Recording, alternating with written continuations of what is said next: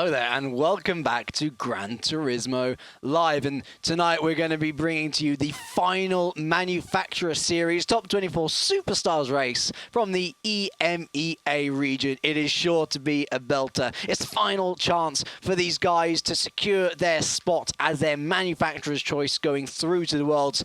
For some, they still have work to do to make sure that their manufacturer even goes through to the Worlds. Lots to talk about, lots to be seen, and we're going to be the men who take you through it. I'm James Kirk, and as always, I am joined by Mr. Jimmy Broadbent. Jimmy, we're coming to the final stages now. We're in the final stages of this final season. It's crazy to think that so much time has passed, but we're still as excited as ever. It is, and the reason why the excitement holds is because this is going to be make or break, as you said, for a lot of our drivers. Some drivers are right on the cusp of going through to the final. Some are fighting with other drivers from the same manufacturer to try and get themselves through to the final. So it's really a race of many different facets, and it's going to be super interesting to watch and to commentate on as usual. Absolutely.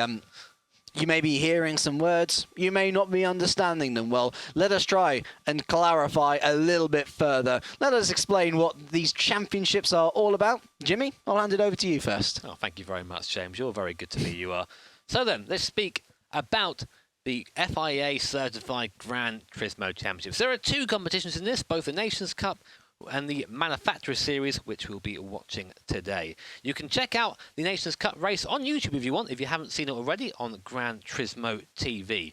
The Manufacturer Series sees our competitors racing on behalf of their chosen manufacturer, and the best performers will qualify directly for the World Finals in November. Now, the championships are divided into 3 regions.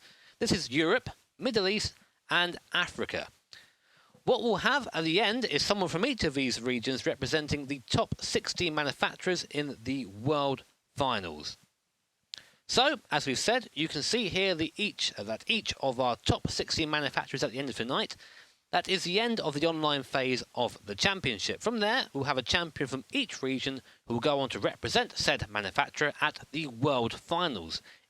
Each player has signed a type of contract with the manufacturer of their choice for the 2018 season, and they are tied to that manufacturer until the end of this year's championships.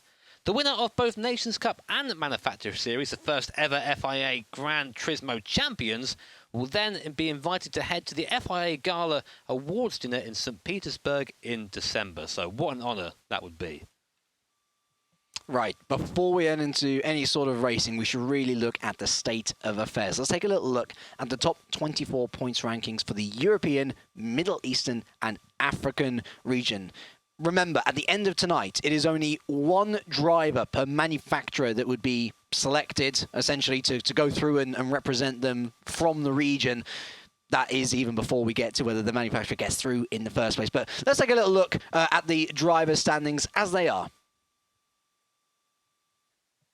So for Mura, he's up there on 15,056 points. It's a slender lead in the point standings, but that's not really what we're worried about. What we're worried about is other Toyotas. And, well, great news for him is that there aren't any other Toyotas around. He's right up there at the top. It seems an inspired choice. And you would think, looking at the points rankings across the other 2 regions, that Toyota, more than likely, will be there at the Worlds. You then look, on the other hand, to Slent there in P2, and okay, he's in a great position. In a Honda, though, he's got direct competition in Atho, only 900 points behind the Frenchman. That could get very spicy looking ahead to today. That could all switch around. Of course, we've got big names there. Lightning for Nissan, Zocchi88 for Dodge, Derek in the BMW, Rick 918 as well there in the Porsche, Matu in the Ferrari. I think there's a slight mistake there, actually. Derek's supposed to be in the Volkswagen. But either way, all of those guys in the top 8, with the exception, of course, of the Honda guys, without much competition. Alexei 94 in the Renault, McLaren in the Chevy. You can see the Citroen as well. It's got some pretty good chances of getting up there into the Worlds. Ugo, he's got big competition. He's got to try and overhaul Lightning. But you can see, again, the question of 2 close guys going into this round. Koke 14, Alexei, only 500 points separates them. M. Thomas, he's got a fight on with Matu potentially tonight as well. Jay Adams looking to qualify for Mitsubishi. Yomas looking to qualify for Jaguar. And then the Nissan story continues, and you can start to see the problems of selecting a more popular manufacturer. Not only is Fuvaros in there, but and Skiller is in there as well. We look to Roffle Waffle as well, the lowest of the Hondas in these top 24. He's got a big job on his hands. We've got another close battle here, though, for our top two Mercedes. Kai 25 and Force Uerbi. Only 100 points separates those two. Again, another inter-manufacturer battle that will be settled tonight. Now then, as we clarified before the Nations Cup earlier, if you haven't seen, it's a broadcast which is going to be put up around the same time as this one. We do have a pretty good idea about who the champions for each manufacturer are going to be at the end of this round. Of course, there is the odd inter-team battle, such as that Mercedes one that we were just talking about there. What is important to also consider, though, is on top of all of that, we have other races going on representing round 10. This is the top 24 Superstars race. It doesn't mean that that's the only race going on, though. Regular points being scored in those other races, they will all be factored in to the grand scheme as well, and that's particularly important for the manufacturers going through to those World Finals. Another factor on top of that, it just keeps on coming. The players themselves, they've got to be double-checked for eligibility to travel to whatever live event they're going to, and availability as well. So even if you do end up losing out today, there is absolutely nothing stopping you from potentially going to the Worlds yourself, simply because the other guy ahead of you isn't going to be. So it's worth coming along. It's worth scoring those points while you still can. You never do know. Of course, the final list will be published as soon as possible on gran-turismo.com and in-game on Gran Turismo Sport. And Jimmy, I know you're a big fan of the Manufacturer Series. I'm a massive fan of the Manufacturer Series. I'm sure we are going to be seeing an exciting race tonight, but do you think that some people are potentially going to try and play it safe if they find themselves in a good position in that inter-manufacturer battle? Because if say you're up in P2, P3, you might have a chance for the win. But if you see that your rival's down in P18, P20, there might be less incentive to put your car at risk. Definitely, I understand where you're coming from, but you have to understand a couple of things. First of all, our guys are racers. Mm-hmm. Have you ever tried telling one of these guys to stay in 4th position, stay in 5th position? No. It doesn't work so well. And I'll use the phrase that I've used a couple of times when referring to this kind of racing: controlled aggression. Mm-hmm. Be mindful of your situation, but don't get complacent. Because we've seen people on the last lap, second to last lap, make big mistakes and lose a ton of positions when they were just taking it easy. And sometimes when you take it easy, you take your mind off the ball and you end up in the gravel trap. So I think that the guys out there will still be trying just as hard as they usually do. Gravel trap, sometimes grass. Grass is aplenty on the circuit that hosts our final Manufacturer Series race for this EMEA region. And Jimmy, let's take a little look forward at the format and the location for said race. So this circuit may be familiar with you if you are a Formula One fan. We're heading all the way to Brazil and to the Interlagos circuit. Everyone will know that the track has produced plenty of drama, of course, in Formula One and other motorsports over the years. And I would expect this race to be pretty exciting as well. Now we have a nice little video showcasing the track in better detail, so shall we play that?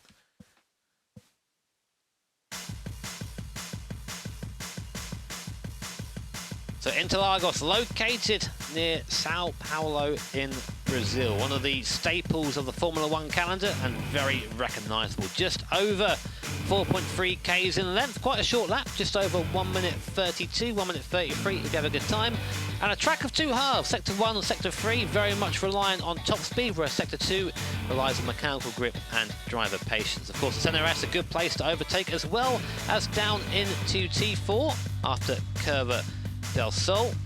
Circuit elevation isn't too big of a change here, about 44 metres or so between the highest point and the lowest point, and no better place do you feel that than the long run up the hill up to the start-finish line. It's going to be a great race. Interlagos playing host to yet another great Manufacturer Series.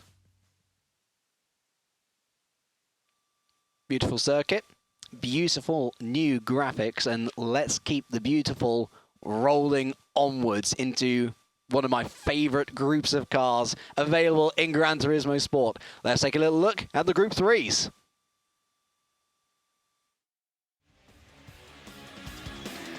The main stars of Gran Turismo Sport are the Group 3 cars, equivalent to the GT3 category in the real world. Group 3 cars still maintain the look of the production cars, but are made wider with large fenders to contain the massive racing slick tyres. In terms of aero modifications, these cars receive the highest level of modifications for cars based on production models. And the complex body parts produce powerful downforce on the track.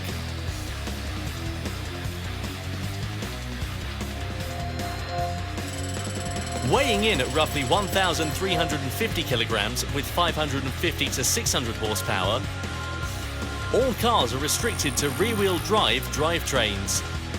These are truly purebred race cars built to race from the ground up. As one unique feature in Gran Turismo, cars that do not have GT3 versions in the real world appear in Gran Turismo Sport in Group 3 incarnations. Cars like the Mazda 6 Group 3, the Jaguar F-Type Group 3, and cars with futuristic forms such as the Toyota FT1 Vision Gran Turismo Group 3 and the Peugeot Vision Gran Turismo Group 3 all appear in this category.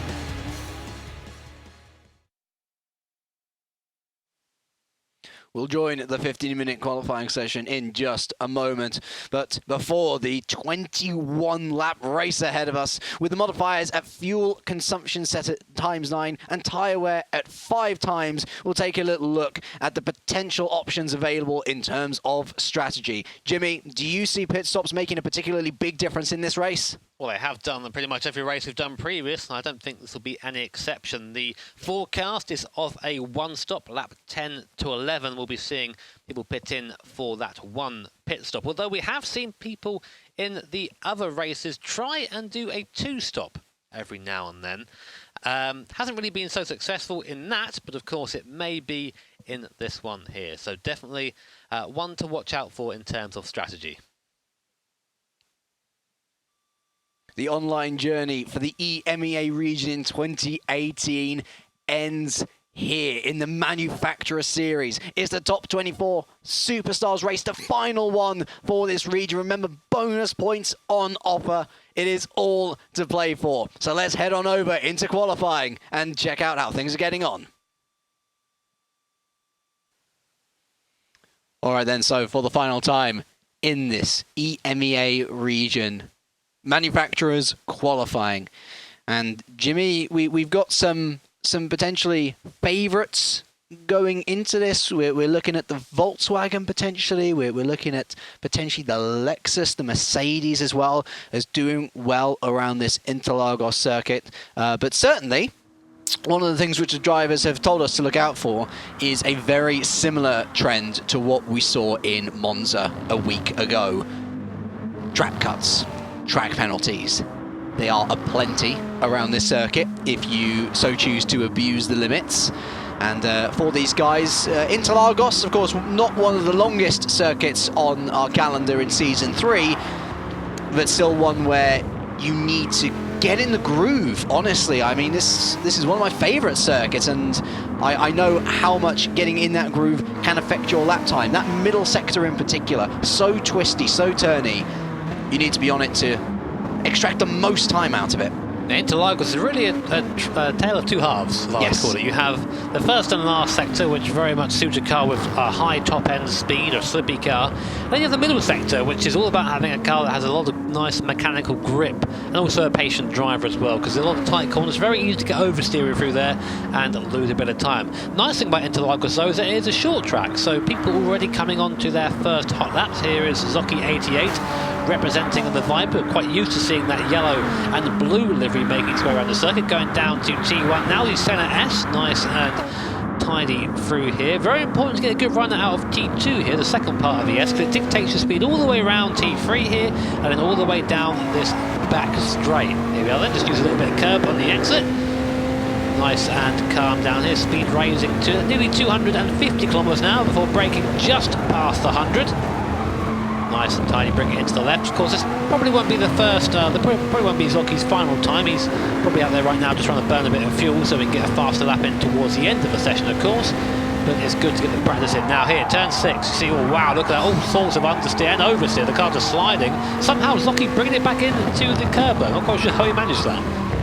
Yeah, Ferradura, you can take a number of lines through there. Generally, going out and inwards is the best way, and then it's through Pinorinio, then through 10, and then 11 here.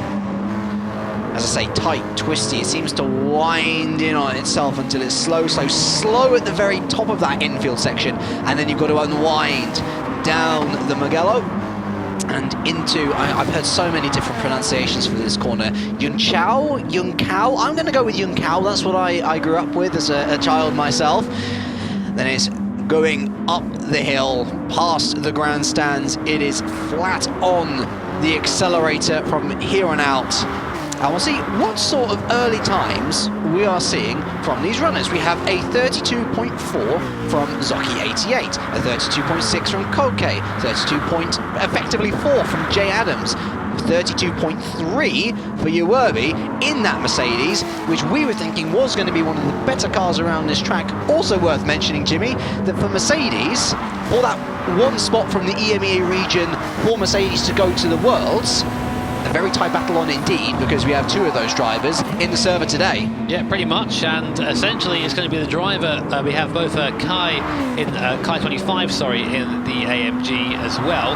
Of course, for Uwerbi, who's currently top of the standings, provisional pole. Essentially, whoever finishes first out of those two will take that spot for Mercedes. So big pressure for those guys in this race. 100 points separate the two, and any Gran Turismo driver will know exactly how little amount of points that is, regardless of where you finish in the race. Uwerbi will be very happy indeed to be taking first blood in the first 5 minutes of this qualifying session. He's followed up by a Mitsubishi and the aforementioned Dodge of Zocchi 88. I'm loving the Subaru of TJ Tenka up there in P4 as well. We've not seen the Subaru be too prevalent this season, so regardless of whether the manufacturer gets into the Worlds or not, still nice to see it have a last potential hurrah around this Interlagos circuit. Exactly, I think that's something we see for the Volkswagen as well. Of course, Derek 737 in the Volkswagen. Fairly quick last time out of Monza, actually won the race. Race Monza, yeah. So a fairly quick sprint, an understatement. But he doesn't really have a great chance of going through at the moment, because the other representatives from other regions are not doing quite so well, so the manufacturers themselves are not actually going to qualify unless Derek has some sort of extreme perfect race. Super triple points bonus score. score. It's not looking great for that Volkswagen. But anyway, here is RC Snake and the Citroen, very pretty car. We say that every time we see it. Coming down the back straight now, he's going to hit about 240 k's, 245. Doesn't quite hit the same top speed as the Viper does around here. Not really surprising, seeing the Viper has half of America stuffed under its bonnet. But Snake making a good run through the first sector, now through this there's so much fun in this corner in any game. Just throw it to the inside, aim to touch this curb and then run out to the left here. Don't go too far left, you find that curb doesn't have much grip on it. You brake on that curb, you find the car tends to get pulled over to the left. Look at that, Snake really trying hard, getting the rear out in that Citroen. Any Formula 1 fan will know that there's been too many a battle going up Ferradura and into eventually turn 8, which has led to contact, and a lot of it has been getting caught on that curb, sometimes putting too much power on the curb, spinning round, causing all sorts of problems for the cars behind. Speaking of Formula 1, Colke 14 there in P6, really channeling 2012 there in a Williams Renault. The rest of the top 10 rounded out by Rick in the Porsche, Snake in the Citroen, Kubaton in the Aston Martin, and M. Thomas 95, who's looking very likely actually to pick up the spot for Ferrari at the Worlds, since his closest rival, Matu, isn't here.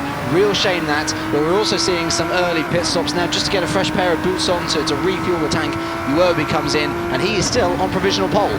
For now, of course, a lot of people now coming around to complete that. So you've got Slent there on the right coming around, Lightning coming in, I think, to get a new set of boots for that GTR. Out comes Uwerbi out the pit lane. This is a similar strategy to what we saw before here, isn't it? Where in the Nations Cup, people were coming in halfway through, getting a new set of tyres, and going out and trying to find a little bit of a gap. So here we are then.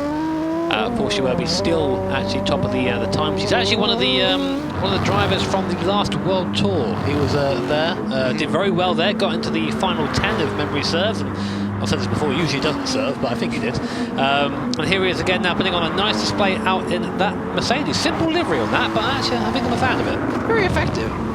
Speaking of World Tour, might be worth keeping an eye on your Gran Turismo social media feeds. I hear rumblings. I hear rumblings as well. We will remind you at the end of the broadcast, don't worry. But I'm sure that's my stomach or not, but... let's say this much. Worth following Gran Turismo on Twitter. Worth following Gran Turismo on Twitter for certain. Definitely. Just before I start, I've got to say a massive thank you to Sky Pikmin, who's actually in this race right now in the 9th in the Lexus. We have all the information in the world on our desk right now. Our desk is paper at the moment. To a very detailed report he put together on all the cars, all the situations. So thank you, Mr. Pikmin.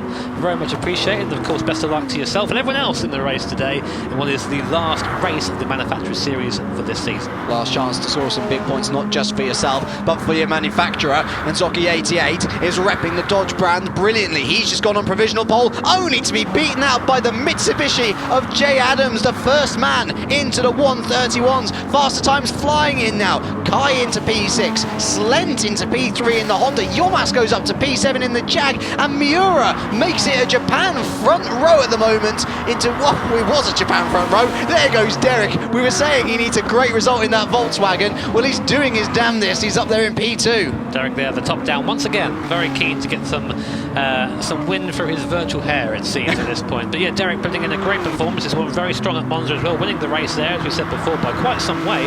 Only a very small margin of time between the two, less than 100, well, just over 100th of a second there. So a really great effort there by Derek. He'll be a bit annoyed he didn't quite get provisional pole, but there is still time to go around here. Short circuit into Lagos, as you can see, about a 90, just over a 90-second lap if you're quick. So enough time to get round and have another bite of cherry. So it's Adams from Derek, from Miura, from Zocchi. Tenko rounds out the top 5 in that Subaru, still looking pretty good. McLaren 6, the only man not to have a time set in that Chevy. We're on board now with Derek, who, to be fair, some would argue that win was mostly down to the beginning of the race. For whatever reason, across all regions, nobody could seem to traverse the first chicane successfully without some sort of an incident. Uwerby there going up into P3 again. Stays in the story. Missed out on pole there, but again by about a tenth of a second. But to comment on that, of course, it was only really one time we saw, only really one person that caused that incident, and it just caused a chain reaction. So then, we have 5 minutes remaining of qualifying here at Interlagos. 5 minutes to try and go out there and set a final lap. Jay Adams from Derek. Lightning has actually just slotted himself into P3.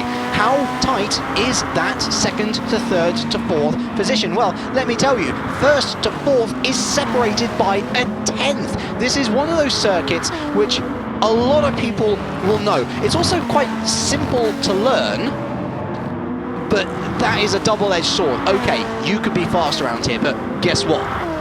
Everyone else is going to be fast around here. So we have a fascinating story unfolding as we come into the final stages of this 15-minute session. Both Mercedes in that Mercedes manufacturer battle in the top 10. M. Thomas, all he needs to do, we think, is finish the race, and he's probably going to be Ferrari's selection for the Worlds, as unfortunately Matu is not in this race, but he's down there in P20. Lots of stories unfolding, Jimmy, and I'm looking forward to seeing how they do so. So just another point on that, really. Terra Lightning, that you're on board with right now, is someone who is in a very strong position for Nissan at the moment. If he does have a bad race, we've seen him have bad races, He's of course. in bad form at the moment, If he does have a bad race, then Oscuro Ugo there, down in 16th position, might have a chance of going for himself. I mean, it's got to be a big swing, but it is possible. Lots of really interesting stories here. There's so many permutations. Again, we'll try and keep up with them as much as we can. We're only human after all, and I mean, James can't read, bless him, so it's up to me to sort this out. I'm joking, James can read just fine. Don't put the blame on me. But we do our best to try and keep you guys up to date. Here is Derek again in that interesting Volkswagen coming through the Centre S, and he is, I think, on a hot lap at the moment. He has got a car in front. He's got RC Mura in front. He comes lightning out the pit lane. Again, I think a new set of tyres for him. Now, Derek, through the first sector, how is he looking? A 10th up at the moment on the fastest time. So a good first sector. But as you said before, sideways out of T3 there.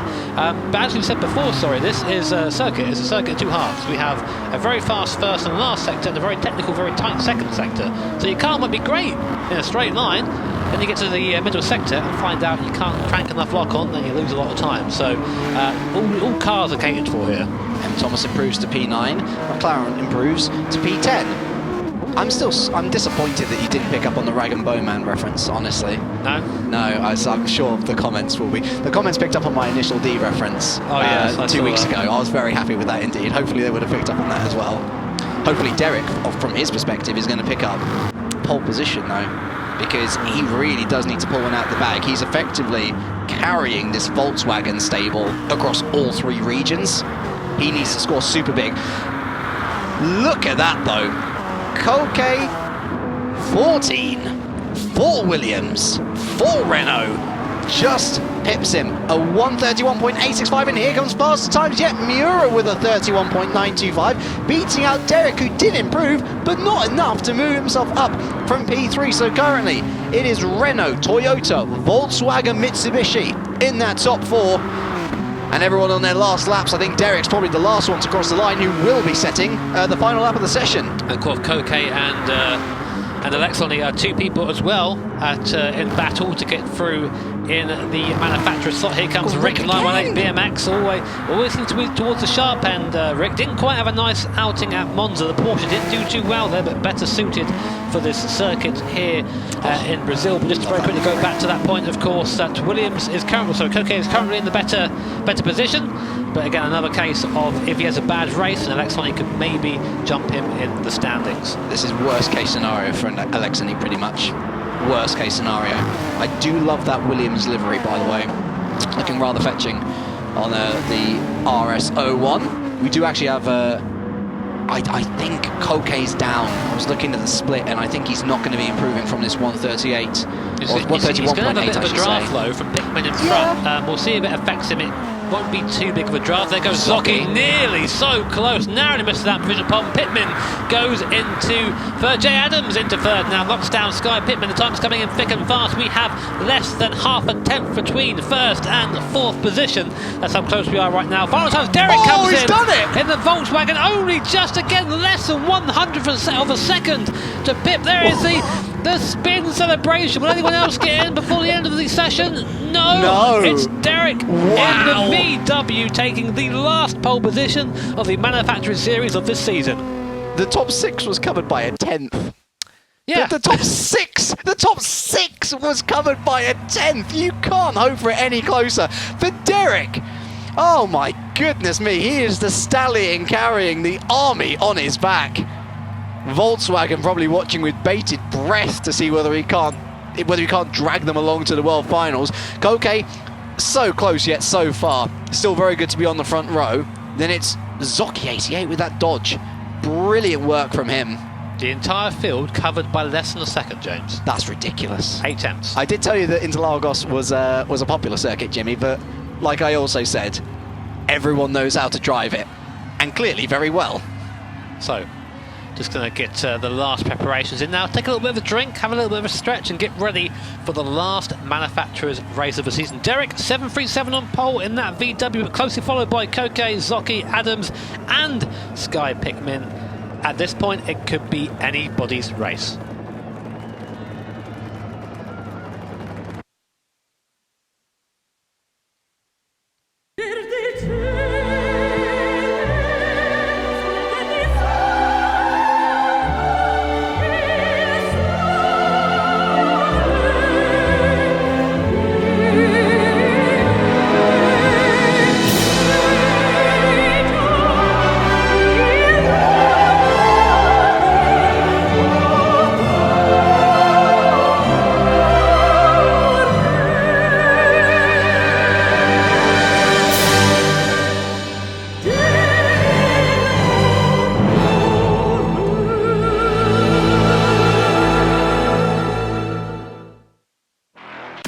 So this is it then.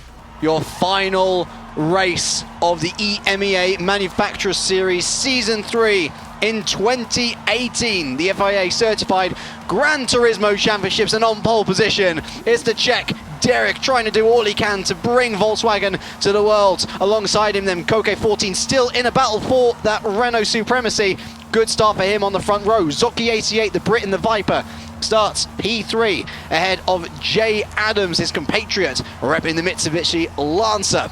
Sky Pickman, our man with all the knowledge, he starts P5 in a Lexus, which is touted to do pretty well up against Miura, doing super well actually to bring that Toyota into the top 10 at all. Rick back on form in that Porsche. The 911 starts P7 alongside Lightning, looking to try and have some sort of a good finish to this season. He starts P8 in the Nissan. We then have Uwerby in that so close Mercedes battle sign P9. He's up ahead against TG Tenka, in the Subaru. Slent, a man who we see so strong in other places, not so strong here in P11 in the Honda. He's joined by Yomas, good on the straights in that Jaguar. Watch out for him in the race. Alexini 94 in that aforementioned Renault battle, starting all the way back in P13. Big job on his hands. And for M. Thomas, the job is simple. Finish the race, and you're probably going to be Ferrari's candidate at the Worlds. Kai 25, he needs to do well here, try and work his way up the order to be in that position for Mercedes. McLaren starting 16th in the Chevy. We then have Kubatom in the lone. Aston Martin in the field starting P17. He'll be ahead of the beautiful GT by Citroën, handled by Manson. And then on our final row of the grid, we have another of the Nissans, Ugo. He's up directly against Lightning further ahead. Snake, his competition is closer. He starts directly ahead of him as we go to this standing start at Interlagos, Jimmy.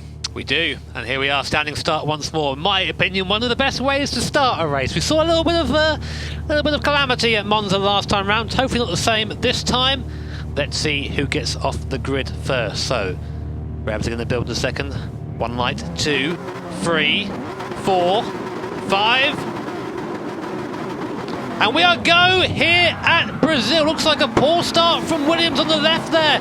In the Renault, a good start there by Zocchi to the outside. Takes the lead already up into first place. We're 4 wide coming down to T2. Nice and clean, boys. So let's see, 3 wide there. Pittman there on the inside of Jay Adams in the Mitsubishi. There goes Miura off in the background. Pittman now goes to the outside in 5th position.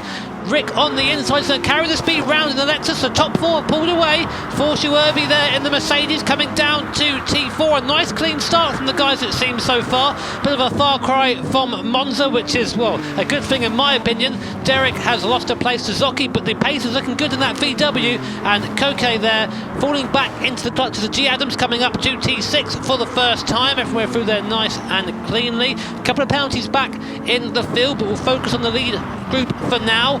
Looks like Zocchi has the fast starting Viper, but not too fast through the middle. Zocchi picking up a 2.7 second penalty. I'm not quite sure where he got that.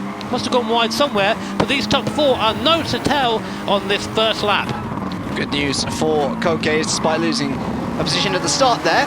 His direct competition in Alexini fell down the order to P19. I think he was really the lone guy that lost out there, perhaps along with Kubatom. Not too sure. We didn't quite see the incident. But heading round, the final couple of corners then, it will be Zocchi 88 who leads.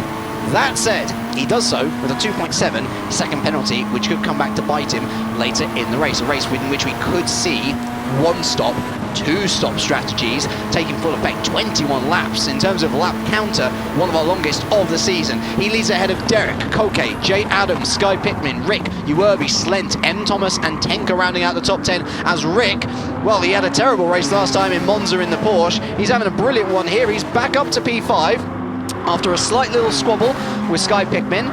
But these top 4, they've really started to pull away. Back here now, looking at Sky Pickman, it seems that attempted move on Rick has kind of backfired, because now he's got the Mercedes of Uwerby going up the inside of Desida del Lago, and that one was super simple, super easy. Oh, a little bit of a slide on exit as behind. There's Slent, M. Thomas, they're going into battle as well. Slent with a 12.3 second penalty, I noticed now, Jimmy. Oh, he must have been a naughty boy to get that much. Yeah, some bumper cars going on. We didn't quite get to see it, but luckily for Force Uwerby, he hasn't got to worry about that as he goes up into 6th position in that AMG. Now has Rick 918 BMX firmly set in his slight. So that Porsche seems to be fairly decent for the middle sector. Let's see what sort of response that Mercedes has. Seems to be okay so far. Now this right-hander over the crest here, very tricky, very easy to understeer off to the left and run over the curb. I think we'll see some of the drivers do that as the tyre wear starts to get a little more aggressive towards the end of a stint. Coming down the hill now camera back towards the front. Derek 737 and Williams Coquet there. So we've got VW versus Renault Power. Who's got the more grunt? We know they're vibrant at the front, so there's no question there. That thing's probably going to pull away even with cars behind. It looks like the VW's got a lot of power in a straight line. He's taking a slipstream. He is, of course, so it is a possibility that Coquet is doing a bit of fuel saving. We expect to see either a pit stop on lap 7 and lap 14 for the two stoppers, or a splitting it down the middle, lap 11 coming in for the one stoppers. So this little fuel saving early on, of course, might decide that strategy for some of the drivers come a bit later on in the race. It was a quiet race for Derek last time out in Monza. This time he's got a bit of company. Although I'm sure he would rather be leading the conga line as opposed to being the only man in the conga line. And he goes for it now. He goes up the inside of Desida de Largo. That's the second move we've seen in the space of 2 laps. And for Derek, it works out beautifully. He's past Zocchi now. Remember, with that 2.7 second penalty still to serve as we head through Ferradura now. Derek taking a very tight line indeed, making sure there is no opportunity for Zocchi to smell a bit of blood. And he takes the lead as we head into the infield section. Should be safe for now. Zocchi was very kind to him there, that overtake. He left the door open quite late and then just sort of let Derek go through. I don't think he wanted any more contact. I think he's aware he's already got quite a large penalty, 2.7 seconds, so isn't looking to add to that at all. So Derek is by now. Let's see what he can do in clear air. We've seen the sort of pace he can do when he's out in front. It seems that Derek is the sort of guy that likes to lead a race and just drive on his own, doesn't like to really be involved in any battles at all. So now he's got the chance to do that. Let's see if he manages to pull away at all. Your first 4 cars in frame there, 2, 3, 4th place, 5th coming into frame just at the last second there. Let's look at the, this is Jay Adams in the Lancer. The Mitsubishi, not a car we've seen towards the top of the field so much. We saw it do okay at Monza, but here it is now doing fairly well here at Interlagos. Is again another car with a penalty, but currently in 4th position, so not a bad showing from Jay Adams as of yet. Of course, this is a long race, as we mentioned before, so tyre wear and fuel management is going to be key. So this isn't necessarily going to be your finishing order. This is going to be James enjoys multiple different levels of motorsport factor today. Mitsubishi, they should do well around here, honestly, because of course Mitsubishi is part of the Brazilian stock car scene. And of course Interlagos, one of those major features of said stock car scene. And so Mitsubishi, they certainly know how to make a car go fast around this circuit. For Jay Adams, certainly piloting it well indeed. Going back to Force Uwerby, we were talking about him not having much to worry in the way of a penalty. Well, it's not the case, and we were expecting this from certainly what the drivers were telling us pre-race. This track does really bite if you even go just slightly over the edge. It's very similar to Monza in that regard, and you were falling afoul of that. You can see actually Rick up ahead as Adams. Coquet. And Coquet, where has Coquet gone? He went off there. I think he got spun. I think he had contact maybe with Adams at the front there. Hopefully we can get a replay of what happened, but he was just at the side of the road when we came in. Here is the replay. Let's see what happened. So here's Adams. Does he come in? No, Coquet gets it on the grass, breaks on the grass, rear end just comes away from him. Off he goes. He'll be kicking himself about that. The thing is, he needs to see where he is now in comparison. He's still ahead of Alexei. To Alexei, yes. Ahead. That is the important thing. So whilst that'll be a little bit of a heart and mouth situation for his qualification, it's not so bad. What it means for Jay Adams is he moves up to the podium. You'll notice ahead actually Zocchi still with that 2.7 penalty. So once again, everything lining up nice for Derek as Coquet loses another couple of positions. He actually goes back past Lightning. I think now probably going down into turn 1 where he was still a little bit unsettled. Tyres squealing a little bit. He remains in P11 nonetheless. So behind you Werby now in P5. It's Sky Pickman, Slent, M. Thomas, Tenka, who's lost a couple of positions off the start, and Mura as well, who was a big loser in all of that actually. He doesn't have a penalty but down in P10. I'm looking at Jay Adams though, and I'm thinking he's definitely one to watch out for as we continue with this race. Slent still with that 12.3 second penalty. What on earth did he do? Because he picked that all up in 1 lap. He must have hit multiple cars, surely, and gone seems wide. That way, yeah. I mean, penalties are a blessing and a curse around here. Of course, I'm someone who says that people should be penalised when they misbehave. It's part of serious racing. If you want to come and race seriously, you've got to also abide by the rules. But I think in some cases these penalties can be a little bit too severe, and they have decided a couple of races for us so far. I mean, look at the 13 penalties, sorry, 13 seconds for Slent to the nearly 13 penalties down the left there as well. not quite sure what we can do to combat that, of course, but the drivers, we've said this before as well, the drivers all have the same track to race on. The penalties apply to everyone. So if you go wide and get a penalty, the guy behind you can do the same. Just a matter of maybe toning it down a little bit. But that's what we're playing with right now, so that's what we're cool. Of course, one of the most famous drivers to come out of Brazil, Ayrton Senna, one of those famous phrases that divides opinion. If you no longer go for a gap, you are no longer a racing driver. You know what? I disagree with that entirely, and more than that, if you find gaps off the track, you shouldn't explore those either, because clearly it's come back to bite Senna, who, remember, is in such a strong position in this manufacturer series for Honda. He doesn't want to damage his chances too much, and in fact, given that this is the final race of the manufacturer series for the EMEA region, you want to have a good final round. It gives you confidence going into the regionals. It's confidence that someone, that if he makes it, will be abounded. I mean, Derek, this sort of like late Renaissance story. If only, oh, look at this, if only he had other people in other regions to support him. Currently, we're in a massive battle here where there are lots of manufacturers being supported by lots of great drivers who are having lots of great battles as well. Yomas and Lightning going side by side through Ferradura, side by side through Turn 8, side by side through the Pinheiro, and through it all, Yomas goes through as there goes Ugo up the inside. This is the inter-team Nissan battle. And we were thinking, oh, it's not going to happen. No way. Lightning's way too far ahead. Well, on track right now, Ugo's made his way past. He has indeed. That wouldn't be enough for him to take the position right now, but it's a statement of intent. It's saying, right, there he goes. Lightning also knows that he is under pressure around here. Nissan isn't too strong around Interlagos. That's what we've been told by members of the community, and we're kind of seeing that here. They're in 14th and 15th position. But GRL Lightning, again, having issues with the rear end of that Nissan. He's on the throttle a bit too early, the car squirms, and he loses time all the way up the hill. In fact, he lost about a second almost, just from that little incident alone. Now coming through the S again, Yomas in that Jag. Do like to see a Jag represent the only Jag in the field today, actually, but nice to see it here regardless. I'd watch out on this straight as well, because that Jag is monster in a straight line. We saw it at Monza. You can already see lining up a move on Kai. The only problem for Yomas is that Mercedes is pretty decent in a straight line as well. Yomas having to really press on the brake pedal there, and that could allow here Ugo in. He goes around the outside of Desida de Largo. He's already up alongside Yomas, and surely this will be a done deal going through the Ferradura. No, Yomas trying to hold on around the outside. This will be masterful if he's able to keep the position, but Ugo, that is a tank of a car, and you know what's worse than one tank, Jimmy? It's two. Lightning takes advantage of the situation, goes around the outside of the Pinheiro now, and you can see from Yomas, he's just been double Nissan, and nobody likes to see that. It is a poor sight, especially for the Jaguar user. Yeah, that all started down at T4. I'd actually say that the Mercedes was a bit cheeky there. Kind of said, okay, here's some room on the outside, and then came back across to the right during the braking zone. But meanwhile, head of the field, Jay Adams and Zocchi 88 together. This is a full battle for the second step on the podium. Zocchi goes defensive to the inside. Will Adams have a look around the outside here at the S? He has been given the room, but not really a traditional place to pass there, sorry.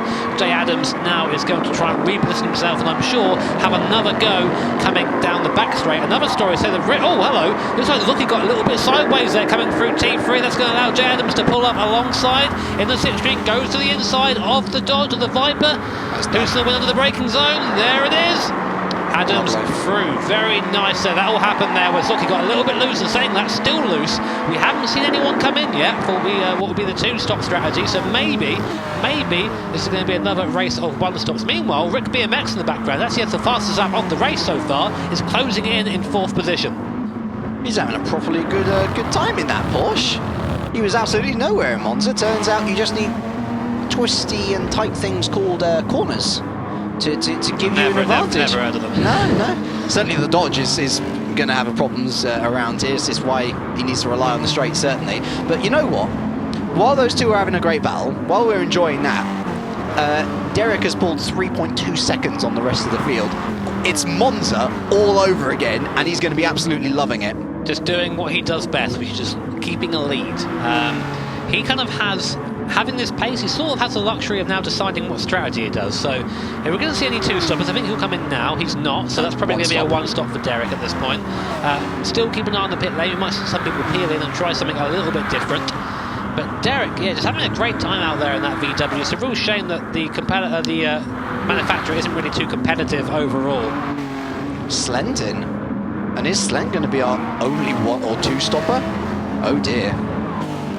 That is bad news bears for Slent, because the last time that we saw a 1-stop versus 2-stop strategy, Jimmy, the 2 stops finished plumb last and second from plumb last. Yeah, it really does seem that the 2-stop is not the way to be. Slent won that race as well. He did, yeah. I mean, we'll see. Of course, going against the grain does sometimes happen. Meanwhile, it's a great battle for 8th, 9th and 10th. We have Miura, Koke coming back through the field after his early instant, and Tenkner there in the background. All line astern right now. Toyota, Subaru, Renault. Here is the Toyota on board, looking back at the ring there. I'm not quite sure if you know who's driving this. I wouldn't guess from the wing there. I think it's Miura driving. I'm not no idea. No idea. Coming through the middle sector. Nicely through here. Now, of course, Koke does have the speed advantage, I think, given that he's been displaced rather rudely by his own lack of placement there in that right-hander. But he has a penalty of 6.4 seconds, so he needs to get by and then some. Who's going to end up keeping this place. Head of this field is Matt Thomas in 7th position. See they're coming through the last corner. A little bit sluggish for there, actually, and the pack has gained well. Everyone's getting a bit sideways out of there. That tells me that tyre wear is starting to happen, James. Tyre wear is starting to happen, and boy oh boy, do we have a modifier for you, ×9 on the tyre wear. It is pretty nasty, and Interlagos is hardly a good tyre saver. It's up ahead. Koke still trying to make his way through the field, but that Toyota's got some pretty decent top-end speed. He's also got the advantage of M. Thomas ahead. He's not so far ahead that he can actually utilise that slipstream and just sip on it a little, keep ahead, although now onto this straight, we might see some more movers and shakers. You will be looking on Rick on that Porsche. Not going to happen. Behind, let's look to Miura and Koke as well. Is there going to be another move into that? No, again, Miura using the slight little bits of slipstream he's getting from the Ferrari ahead to stay ahead in the long term. We're going back to this battle now between you, Irby, between Rick. And I know we talk about this every broadcast, Jimmy. I know we say, oh, but what if they stay behind, or whatever, you know, shouldn't they conserve the points? I do sound like that. I was more referencing me. I'm going to call it now. Don't risk the car. You are ahead in a direct battle, which is only separated by 100 points in Gran Turismo Sport. That is nothing, ladies and gentlemen. That's nothing. Don't risk the car. Bring it on home ahead of your nearest rival. Confirm that spot for Mercedes at the Worlds. Yeah, he'll know that. Of course, these guys are they're intelligent guys, and they're very talented guys, so to speak, as well. But I think we mentioned it earlier, controlled aggression. Hello, so we'll go back to that. Derek is in comes Jay Adams as well, so looking to come in a little bit earlier, maybe split it on the lap 10 instead of lap 11. That will still be a 1-stop. Lots of cars coming in now. And you see here Rick coming in with a very little fuel, so he was pushing a lot, which explains his pace, so to speak. And Thomason as well. About half the field choosing to come in on lap 10 as opposed to lap 11. Miura staying out in that Toyota. So is Tenkner behind as well. McLaren 6, we've not seen much of him in this race. He's staying out. He's up into 9th position. Zocchi's staying out as well. So, kind of split here now. That tells me these guys are using a little bit less fuel. Or they might just be better on fuel. There are 2 ways to save fuel in this game. You can either turn your engine mix down, which gives you less power but saves a little bit of fuel, or you can short shift or of course lift and coast, which is lifting before braking for a corner. So we're seeing a lot of that happening now, I think, for these guys, and some cars are just better on fuel than others as well. It's part of the great thing about this multi-manufacturer racing, so all cars have different strengths and different weaknesses. Of course, strategy also plays a big part, and for just over half the field which have come in there, they now hold the undercut card on these drivers still out. Lap 11 of 21. Going on to lap 12 of 21. We should see the rest of these 8 drivers coming in. It's all a little bit of a loose moment there from Tenka on the outside of Juncal. Just looking up to the pit stops. Yeah, in comes Zocchi, in comes Uwerby, in comes Sky Pickman. We're looking to Miura and Tenka now. These are going to be the next ones in. Yep, they are. And I'm pretty sure they're going to be followed in by the remaining guys who have not pitted. Kai the last one. Everyone coming in, confirmed one stop across the board, and now we see where Zocchi 88 comes out in comparison to Derek, to Jay Adams. That was the podium battle going into this pit stop phase. I'd really like to get an onboard here with Zocchi 88 on pit exit. We are with Tenka at the moment. And up ahead, we can see down there, rejoining the track. Where is Zocchi 88? Here he is.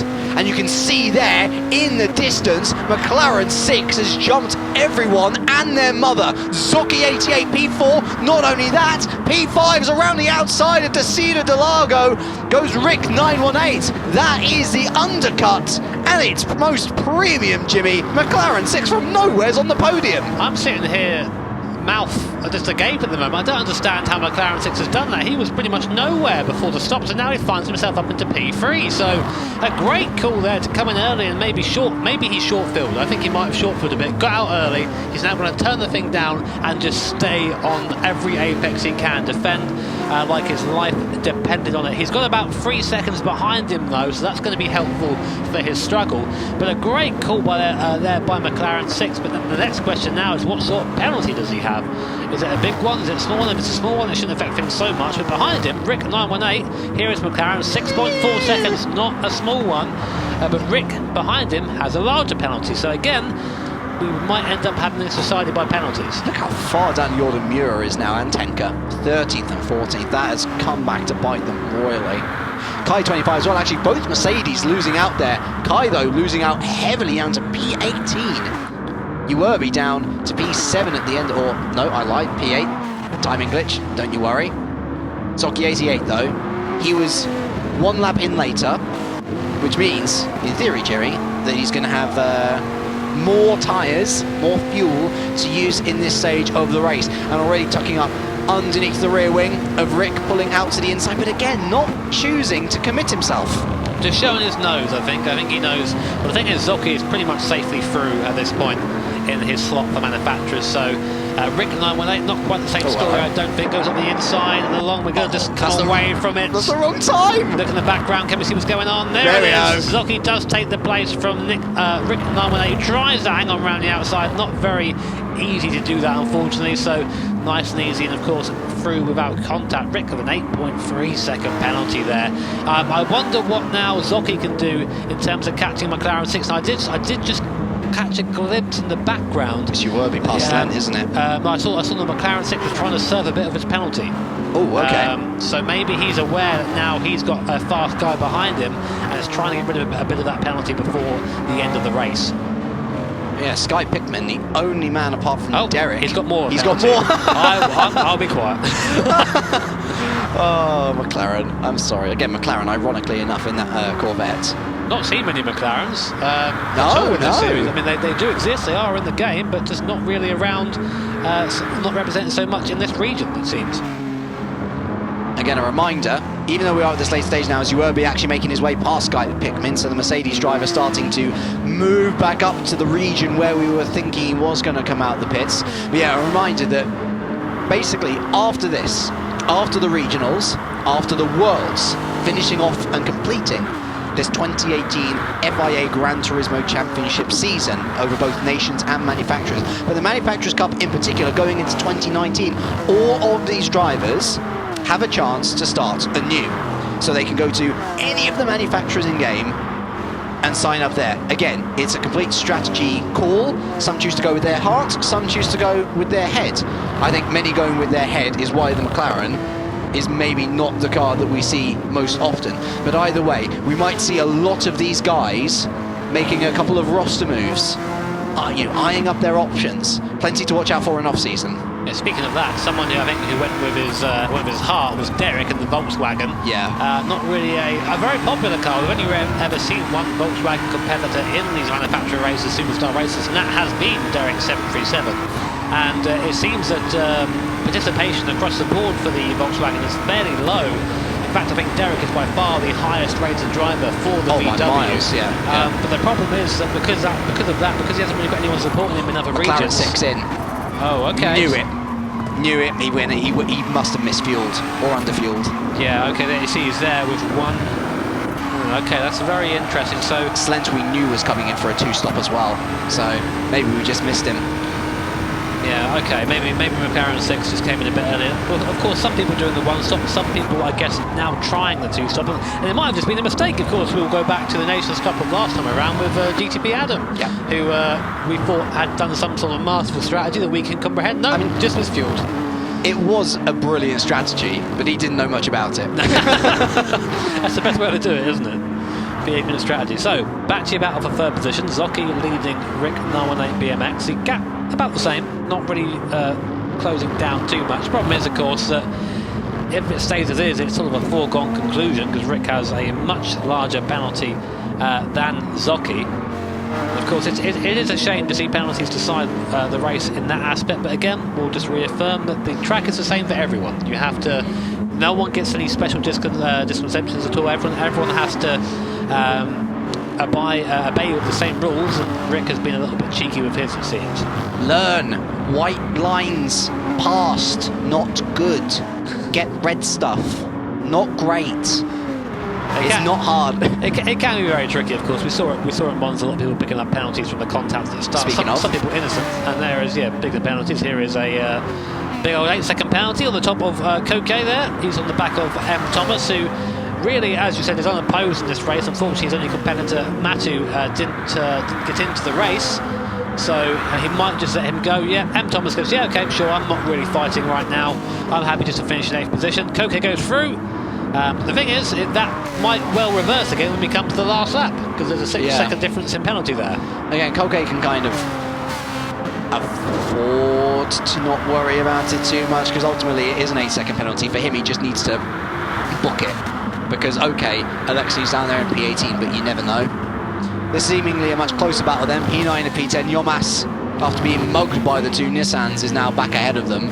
And he's now got Tenka, who's only really fallen backwards in that Subaru. A real shame after a good qualifying. Going to try and throw it up the inside of Ferradura there. Yomas looking very loose as he enters that corner, and that will allow the Subaru in, taking massive advantage of that lack of traction, and through we go into turn 8. Tenka in the Subaru is through. I think what happened there is Tenka just showed his nose to Yomas and he reacted. And he reacted a bit too much, the car got loose, and then Tenka went, haha, I gotcha. So basically he just faked him out, which is great. It is great to see that level of sort of mind games being played in Gran Turismo Sport. Again, I remember playing this game back on the PS1.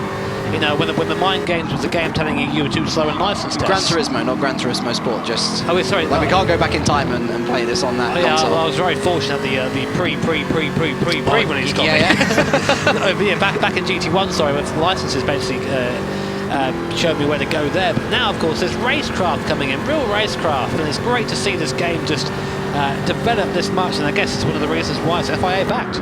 It is a new era for motorsports, a new era for online motorsports. Whichever one you look at, it's pretty great, and I'm looking forward to what the future holds. Right now, though, we're looking still at this, not just an inter-Nissan battle, but an inter-Japan battle, as Miura, looking to fight his way back up the field after a pretty slow pit stop, is now on the back of Lightning of Ugo. They've got to be careful because Kai25 still watching brief in that Mercedes, as is Snake in the Citroen. This Nissan battle, it is going to rage until the end, Jimmy. For Lightning, not worst case scenario just yet, because Ugo needs to gain a lot more positions. That said, Lightning with a 4.3 second penalty, that might just be the swing in the balance, which Ugo requires. We'll wait and find out. Lap 17 of 21, and still Rick clinging to the back of Zocchi like he's a man who's missed his train, trying to catch onto the rear railings. I'm thinking more 1800s than 21st century is. Hello, Zocchi there got on the curb a bit and just about kept that together. I didn't expect to see that there. I don't think Zocchi expected it either. No. I think he just maybe a change of underwear now for Zocchi after that. Thinking of staying on track is Zocchi, and just about doing so. 2.7 seconds remains his penalty. Rick with 8.3. Jay Adams, long gone. Derek, long gone.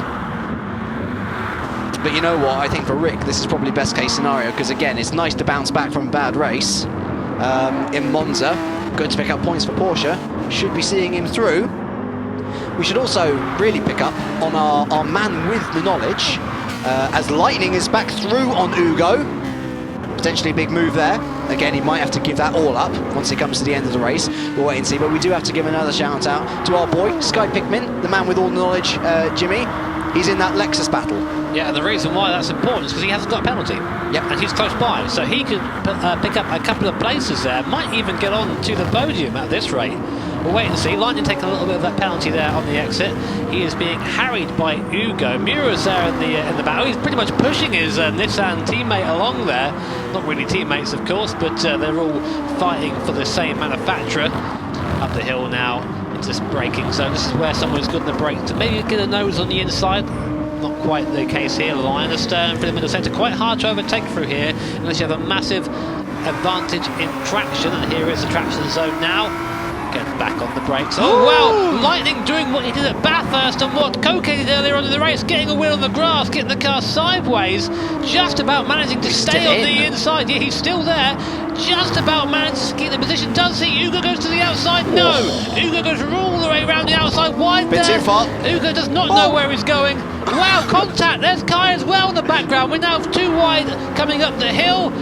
RC Mura on the inside. RC Snake wants someone else as well, and that Citroen in the background. Lightning. Does he have the grunt in that Nissan? Mura right on the inside. We also have in the mix Snake. Ugo there as well. Kai goes through the middle of them. What are you getting? Is he going to take both of them here into braking? Let's have a look. Oh, please. Wow, they're still going. They're bouncing off each other at the moment. And Kai, I think he might have it. Comes through. A little bit rough. Mura still pushing it wide. The car sideways. Kai can't keep it under wraps. Lightning on the inside now. These guys are going at it. It's that last race. They're getting as much out of it as possible. Lightning to the inside. Mura on the outside. Ugo on the inside as well. Looks like they're going to slot in. Round the outside now, there is RC Snake still in the mix, Kai in the mix, Cuba Tom in the background as well, 12th to 18th position in your picture right now. Well, Jimmy takes a rest, let me please take over. Kai 25 in all of that picked up a 10.9 second penalty. Ridiculous. How Lightning has been able to keep ahead of all of that, I do not know. Mura's getting mugged behind. There goes Kai through in all of this. And Snake 91's been able to pick up a load of positions. He's up to P14 now. And Lightning, it all started here. Him losing it on that little bit of grass. Again, the man, probably in the worst form of his career. Just managing somehow down to hold it to P12. P12. As down to P19 is Slent. Actually, no, we knew that because he's. Oh, hold on, no. Slent's had a 2-stop, and he's in this battle. Here we go. Oh my word! Another massive slide on the exit of Young-Cal. So Slent trying to come back up through the field. He's lucky that all of these guys are still battling away. Slipstream again. Here we go. So Kai. He's got a penalty now, so I'm sure he's thinking, you know what, I'm going to have just a fun race now. He's not going to get through at this point, so I think here's Derek at the front, while all the while he's completely unaware of his action going on in the midfield. Penultimate lap right now, so we'll check in with him again when we get to the final lap, but I'd very much like to go back to this back to the other one, in the midfield. There is RC Snake, he's in the middle of all this, thinking, how did I get here? This isn't what I signed up for. Maybe it is what he signed up for. He's ahead of Kai right now, goes defensive. Kai looks to the inside as well, there's no room there, looks to the outside. Will he go around the outside? No, not enough room there. Will he try the cutback? Very possible there. No, Snake sits on the apex. This has let Ugo and Lightning get away a little bit in front of them. Here's M. Thomas. He's been overtaken, I think, by Oscaro Manson there. Yeah. Also in the Citroen. Again, M. Thomas pretty much guaranteed a spot in the manufacturers, unfortunately, because of the Matu disconnection early on. Here is Tyrrell Lightning. Ahead of Ugo.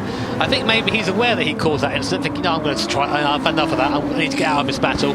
But Snake there, still in the background.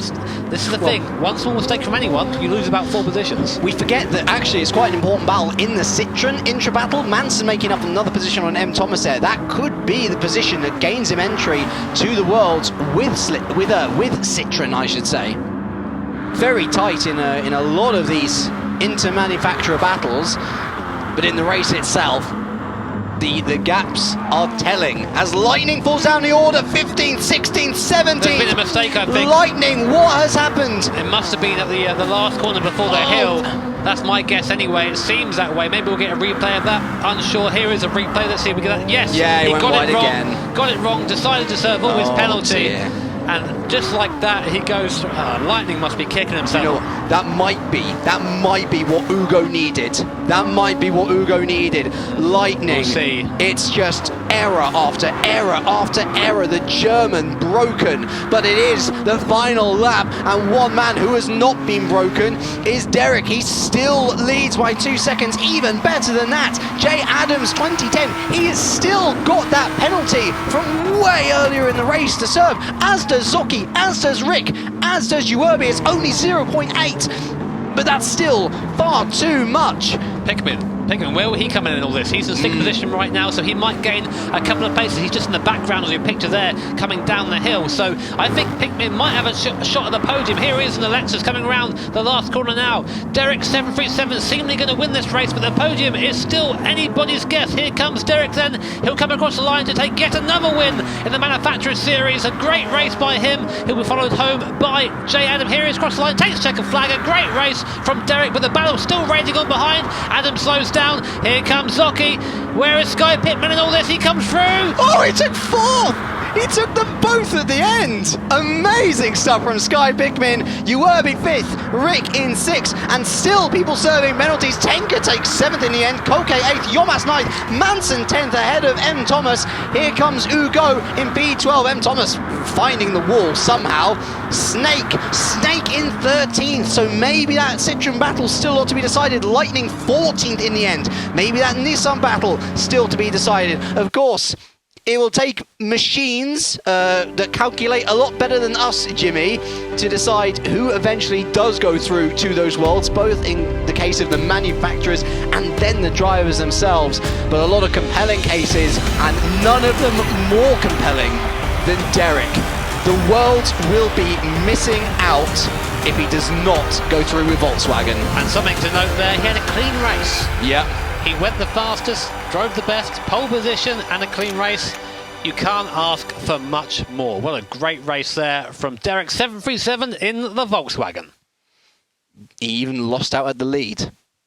Zocchi 88 took it at the beginning, and he wrestled it back, and he's taken his 2nd manufacturer's race win in 2. Jay Adams, I said that Mitsubishi was going to look good, and look good it did as well. Hardly featured all season.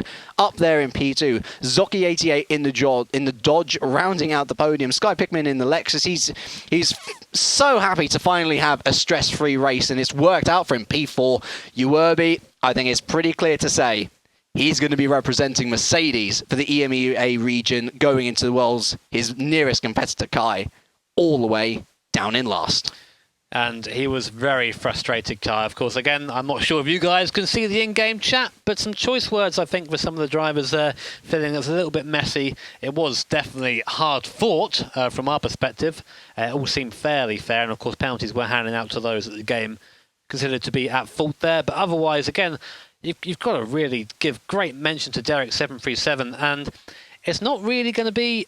It's a bittersweet victory, I think. I don't think that even that double win there is going to be enough to take him through, take VW through to the manufacturers' finals. But that is it. The online phase of the EMEA region for 2018. It's over. Weird to say that, isn't it? It is very weird to say that. And like I say, now it's down to the points themselves deciding first of all, which 16 of the 25 manufacturers go through to the Worlds. And then on top of that, who scored the most points in each region for each manufacturer. Lots to be decided. Again, head on over to gran-turismo.com or look in-game at Gran Turismo Sport to eventually find out who is going through. Those players, of course, will be contacted and invited to the Worlds. Eligibility and, of course, availability still to be decided. So don't think anything is too sure just yet. There's plenty that can happen in the world of online racing, even outside the racing itself. And, of course, keep an eye out on gran-turismo.com and the Gran Turismo social media channels. Yes, we were eventually coming back to this one. Worth following the Twitter, absolutely, because we might have some more news coming about forthcoming Gran Turismo live events. There might be another World Tour event happening before the regionals, Jimmy. Maybe. I think it'd be very exciting personally, but also exciting is that we have the pleasure of announcing where the Asia-Oceania finals, regional finals I should say, are happening in October. And I am very envious because they are happening in Tokyo, Japan headquarters of Sony itself, and I am looking super forward to seeing who thrives in that LAN environment. It always presents different pressures, Jimmy, and I can't wait to see how it comes out on top. Remember, there is more racing online action to enjoy. Of course, this broadcast going up alongside all of the top 24 Superstars races for the EMEA region, the Asia-Oceania region, and, of course, the Americas region. We're going to be doing that in just a few hours' time. So if this is the first broadcast or one of the first broadcasts, be sure to check those ones out as well. It's going to be great racing on top of what we've already seen here today. But I'm afraid that is where the EMEA region ends, Jimmy. It's been a great one, hasn't it? Definitely. Very glad to be a part of it, and very much looking forward to covering the next stage. It's exciting. A big thank you to Jimmy. A big thank you to the guys behind the scenes helping us out, the tech team. I've been James Kirk, and for the final time from the EMEA region, it is a very warm goodbye.